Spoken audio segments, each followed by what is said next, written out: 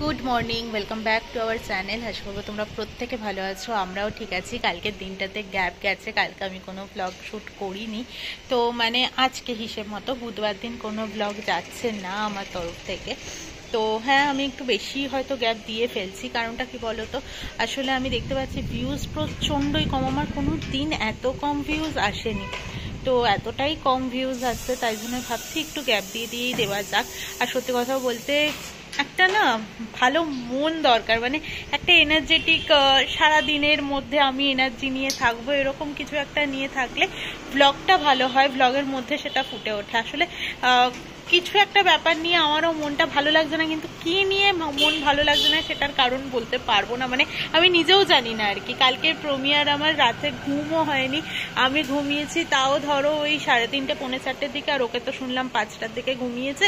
আমি উঠে গেলাম আবার 6:15-20, আর ও উঠলো 7:15। তো বুঝতেই পারছো কতটুকু ঘুম হয়েছে। কিন্তু এমন কিছু তার জন্য শরীরটা খারাপ লাগছে এরকম তো অন্তত আমার লাগছে না। ওর লাগছে কিনা আমার জিজ্ঞেস করার সময়ও হয়নি। এদিকটাতে আমি রান্না করতেই ব্যস্ত। তো এইদিকে এখন হচ্ছে বেগুন ভাজা, এই যে, আর ডাল হয়ে গেছে, মাছও হয়ে গেছে, তোমাদেরকে এক ঝলক দেখিয়ে দেবো।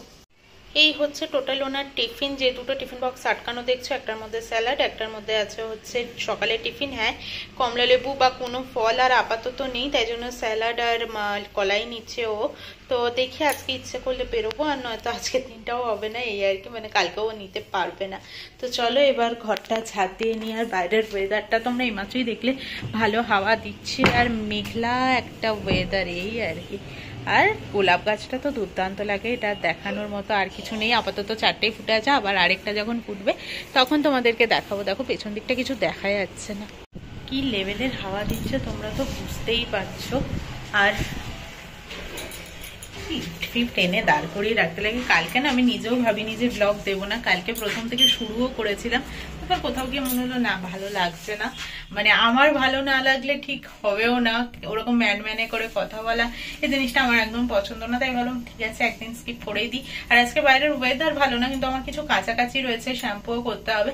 তো সবটা মিলিয়ে করে তো ফেলতে হবে আজকে। দেখা যাক পরে রোদ ওঠে কিনা। রোজই এখন একটু বেলার দিকে রোদ উঠছে, 11টা-12টা বাজিয়ে দিচ্ছে রোদ উঠতে উঠতে।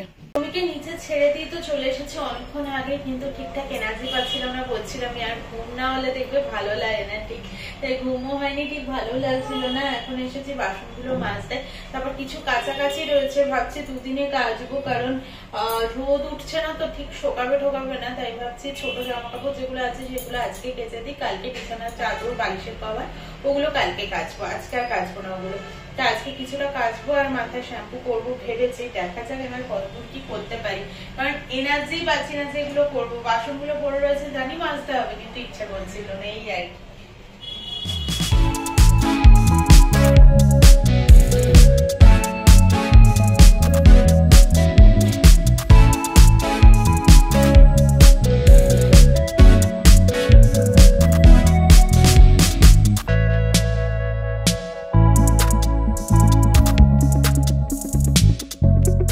স্নান করে এসে গেছি, এক বালতি কেচেও নিয়েছি, কিন্তু ওয়েদারটা জাস্ট দেখো, বাপরে বাপ, পুরো কুয়াশায় মনে হচ্ছে এখনো ওই দিকটা ঢেকে রয়েছে। সম্ভবত ওদিক থেকেও আমাদের এই দিকটা এরকমই লাগছে হয়তো বা দেখতে। যাই হোক, আমি জামা কাপড়টা মেলে নিই, কারণ চুল টুল ভেজা তো, ঠান্ডাই লাগছে আমার একটু। পুজো টুজো দেওয়া হয়ে গেছে, সবটাই কমপ্লিট হয়ে গেছে। ওই দিকটা তো চোখেই দেখা যাচ্ছে না আর কিছু।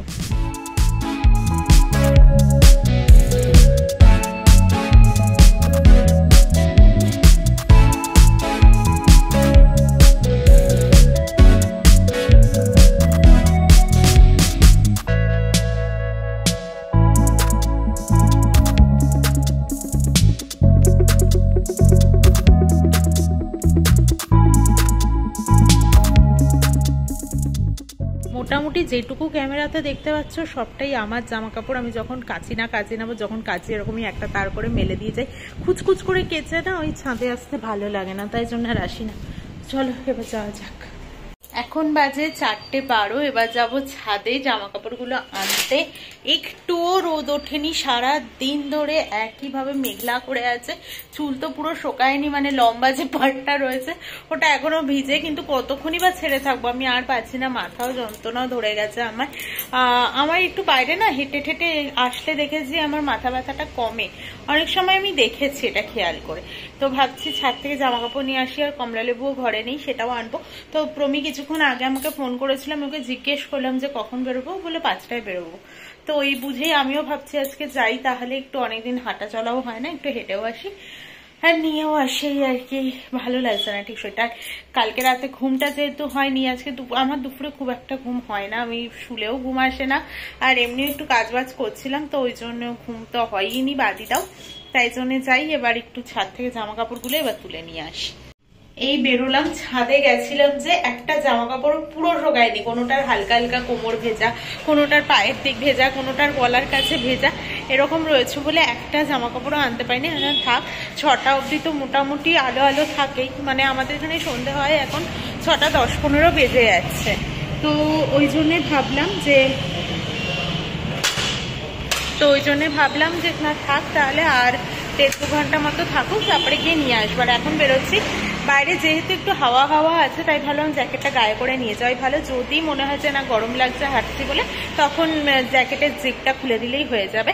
আর আমি বাজারে গেলে একটা কাঁধে করে ব্যাগ নিয়ে যাই, কারণ হচ্ছে চাবি নিতে হয়, তাই জন্য ঘরের চাবিটা, তারপরে বাজারে কিছু ব্যাগ, যেহেতু আমি বাজার করবো না, জাস্ট কমলা লেবুই আনবো বা অন্য কোনো ফল ভালো পেলে, পাকা পেঁপে টেপে পেলে আনবো, তো ওই জন্যে প্লাস্টিকেই হয়ে যাবে। আর ফেরার সময় তো স্কুটিতেই ফিরবো, তাই ঝুলিয়ে দিলেই হয়ে যাবে।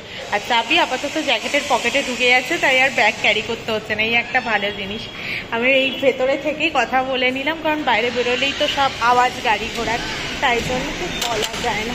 তো চলো যাই এবার। এই ফুলের দোকানটা থেকে আমি ফুলও নিয়ে নিলাম, আর তার আগে দাঁড়িয়েছিলাম একটু ওই মশলার ভ্যানের ওখান থেকে 4 মগজ, মৌরি আর দারচিনি নিয়ে নিয়েছি। আর এই যে ঠাকুরের জন্য ফুলও নিয়ে নিলাম, কারণ যাওয়ার সময় না প্রমিকে বেকার না হলে আবার স্কুটি নিয়ে বারবার দাঁড়াতে হবে, তাই জন্য আমি যাওয়ার সময় নিয়ে নিলাম। আমি কলকাতা থেকে এসে আবার আজকে হাঁটতে বেরোলাম। প্রথম দিনটা যদি হাঁটতে বেরিয়ে যেতে পারি না, তাহলে পরপর হয়ে যায় আর কি, কিন্তু প্রথম দিনটাই নিজেকে তুলে রেডি করা, ওটাই হয়ে ওঠে না।